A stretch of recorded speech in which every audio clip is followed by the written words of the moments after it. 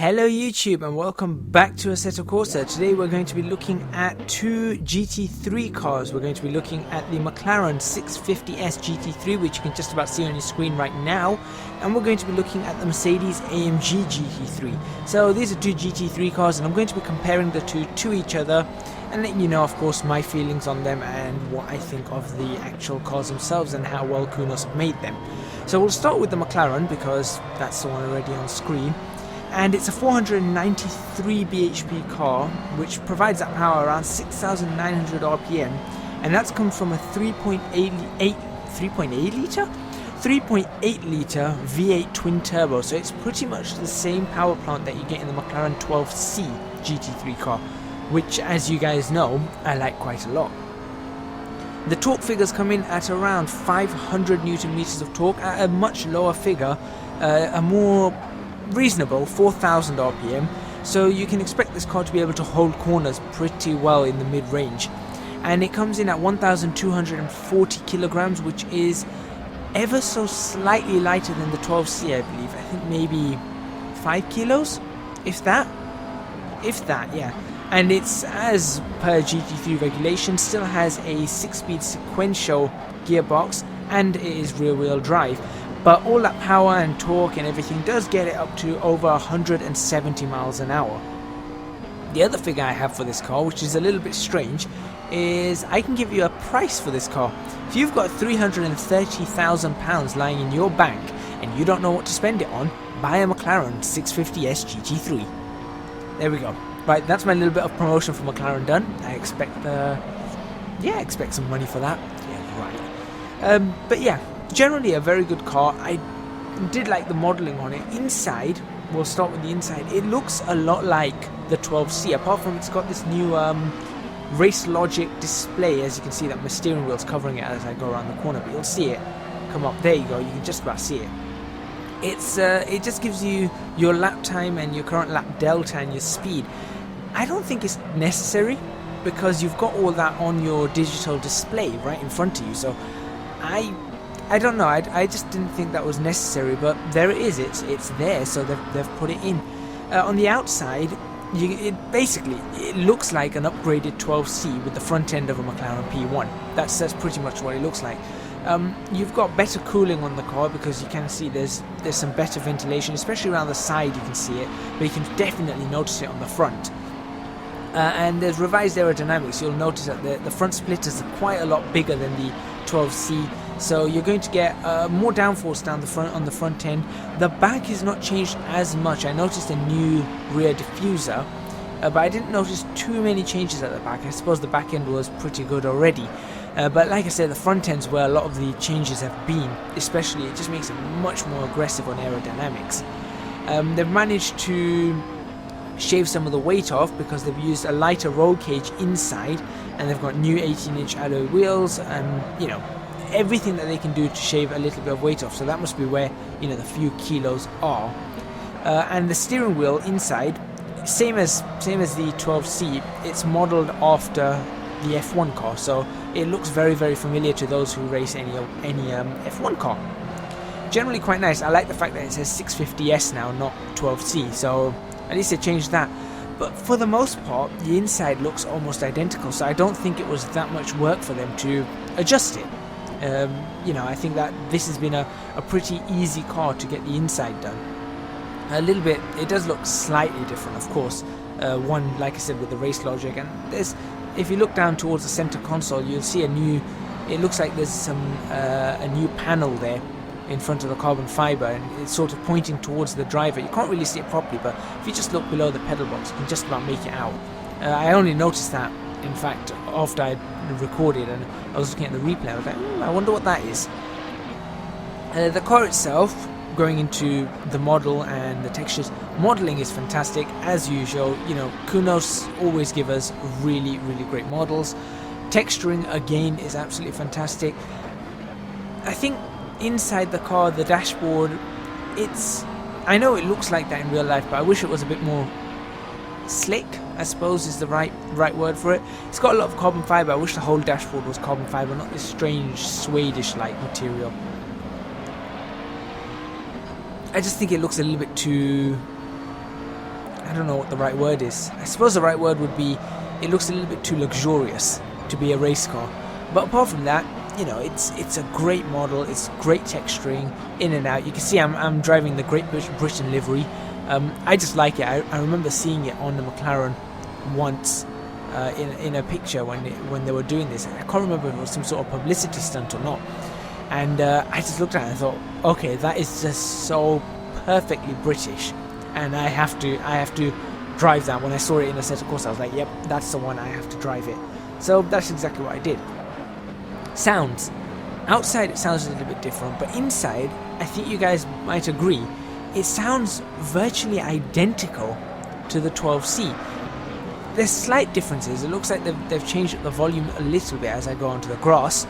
They've changed up the volumes a little bit, but essentially it's almost the same as the 12C, and I find that a little bit disappointing because the 12C has been around for a long time, and I would have thought they'd have upgraded the sound, especially inside, to, you know, to have a more realistic sound, perhaps with a bit more bass, a bit more treble, you know, just a lot more feeling. It definitely needs some vibrancy, that's for sure. So that was a little bit disappointing. I'd say that was my disappointment. The physics, they were a little bit interesting because you have to work the car to get to drive it however you want. And I know that some people have been complaining about understeer. I think it was who else was it? I think another YouTuber. I think Emptybox actually was talking about this car having quite a lot of understeer. So check out his video for some extra information on this McLaren, his thoughts on the McLaren. But he said it had a lot of understeer, and I do agree with him. There is more understeer on this car, definitely more than the 12C, and it seems to be more towards as you get towards the limit. If you're not driving on the limit, you're not going to notice this understeer, but the closer you get towards the limit, the more pronounced this understeer becomes. But I think you just have to then work the car more. I started adapting to trail brake a little bit more, and I just started getting the car rotating, like you can see there, just a little overcooked it just a slight bit there. But I just started getting the car to rotate just slightly before the corner while I was on the brakes, just so that I didn't have that understeer, and when I did have that understeer I could dial it out fairly easily. So I think you just have to work the car more and you'll get a pretty decent drive out of it. I have to admit, I liked it even though it was more understeery than the 12C. It did feel more stable, especially around the corners. When you got it into the corner right, it felt a lot more stable around the corners, and it felt a lot more stable than the 12C under braking. I'm not sure if that's some sort of placebo effect or not, but it definitely felt more stable under braking. I am assuming that's got to do with the new front downforce. But then again, I would have expected it to be a little bit more twitchy, but obviously it isn't, so they must have done something to the rear of the car as well. Personally, I'd probably go ahead and probably adjust the front splitter slightly and change the camber on the front wheels just to give it a little bit more oversteer, and that would probably be good enough to dial out most of that understeer that you feel towards the limit. And I think this would be an absolutely brilliant car to drive.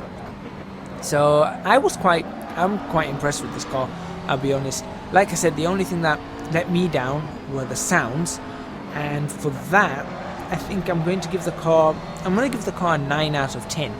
I think it's a very well made car. It's a lovely addition to Assetto Corsa because we've got so many GT3 cars now. It's absolutely brilliant. What would this be? We've got the 12C, we've got the Z4, we've got the SLS AMG, we've got the Nissan GTR, so that's 4. Then we've got this one, then we've got the the AMG GT3, which I'm going to be reviewing at the end of this lap. Then we've got ourselves, was it the Huracan GT3 as well? And I think there may be one more GT3 car that I'm missing. I think there is one other GT3 car that I'm missing. So you're looking at about 8 GT3 cars, 8 or 9 GT3 cars, which I think is really, really good. It gives you a nice varied field. You could have a race of 20 cars, even 24 if you could fit them on. and you could have a really, really nice varied feel. So I think that's very, very good. I like the GT3 cars. The Assetto Corsa does seem to have a sort of affinity with GT3 cars, and I'm quite glad of that, because I like driving them. I do find them quite enjoyable to drive. With that being said, I'm going to let you guys enjoy the last few corners of this lap. This is going to be my fastest lap, but only by another couple of tenths, and I'll join you when we get into the Mercedes AMG GT3, which I'll then be comparing with this car. I'll see you guys in a few seconds.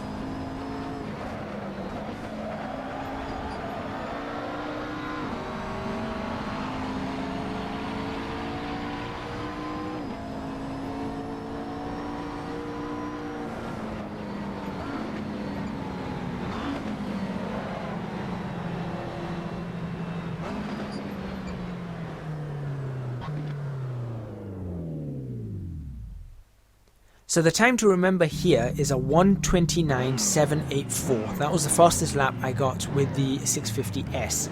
Now, the Mercedes AMG GT3, it's the successor to the SLS AMG GT3, just like the 650S is a successor to the 12C GT3. It comes in with 520 bhp at 6,400 RPM and 600 Newton meters of torque, which is a whole 100 up, and at 4,500 RPM, so slightly higher in the rev range. The power comes in a little bit lower, but there is more power. It's pushing out a good 27 more horses. So it's got 27 more horses under the hood. It's 1,265 kilos, so it is 25 kilograms heavier than the Mclaren. So overall, it should balance everything out. But all of this comes from a 6.3 litre V8, and that is the same car, that's the same engine that was on the SLS, but they've tweaked it a little bit. And that is interesting because on the road going version of this car, it's a 4 litre twin turbo, but on the race version they've used the good old 6.3 litre V8, and that's the last we're going to be seeing of that wonderful engine. And you know, that grunt, that V8 grunt of that engine, we've heard it so many times before. I think a lot of us have probably seen an SLS at some point, either on TV or in real life. It's very, very accurate, the sounds. I have to say, the sounds are very, very accurate. 6-speed sequential, again, per the rules, rear-wheel drive, and 175 miles an hour, or just over 175 mile an hour top speed. So it's faster than the 650S. It's got more power than the 650S. It's got more torque than the 650S. But it is a little bit heavier than the 650S, and it's got a much, much larger engine than the 650S. Again, if you look at the aerodynamics on the car, they're more aggressive on the front. It looks like a lot of the upgrades have been around the front of the car, while the rear of the car, they haven't really changed so much in terms of aerodynamics from the previous cars. It's made with a lightweight aluminium space frame, but like I said, it's still heavier than the 650S. Now that's probably due to the engine, but it is slightly lighter than the SLS AMG GT3, that is.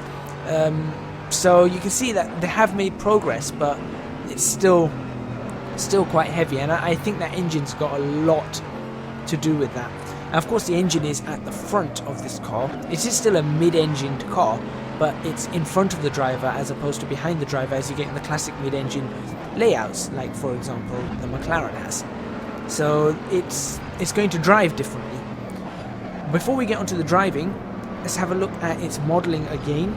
Amazing modelling. We haven't seen this car in Assetto Corsa yet, and of course it's completely new. There is nothing to be really carried over from the SLS AMG GT3. I do like the inside, I do like the display. I think the steering wheel reminds me a bit of the old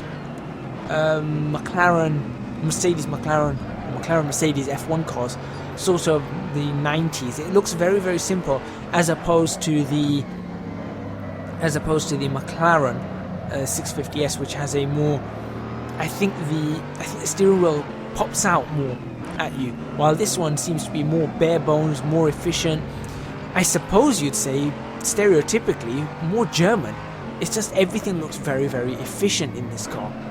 One note before I forget, force feedback on this car was massively high. I had to actually reduce it down the straight. You'll see me attempting to reduce this force feedback while I'm driving. There you go. So I'm attempting to reduce the force feedback. It was so high, and it was constantly clipping around every corner. So I could feel the weight of the wheel, but I couldn't feel any corners, and I couldn't feel the bumps or anything. So I had to try and bring that force feedback down. I think, was that 83% I brought it down to or something? It wasn't that good. So that's something to be aware of. You do have to bring that force feedback down. But amazing modelling and texturing again all around.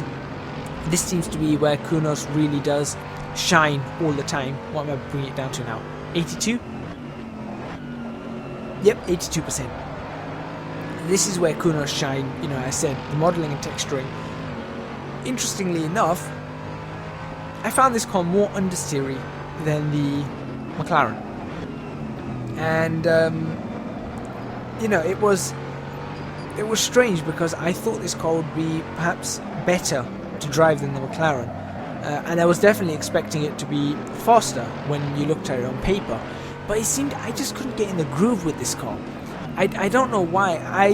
I mean, I did do some corners quite nicely, but I generally couldn't get into the groove with this car. I found the car was understeering way too much for my liking, and then I don't know, I just didn't feel comfortable with it.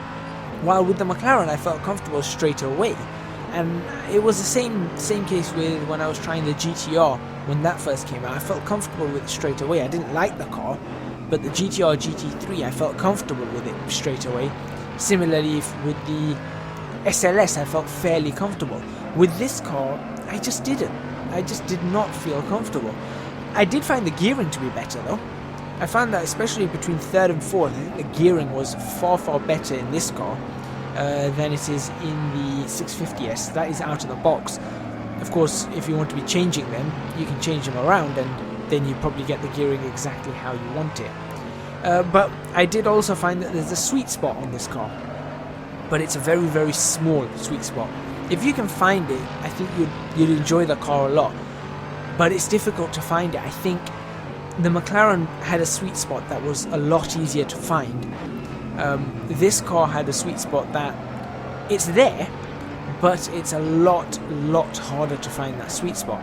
So I wasn't particularly happy with this car.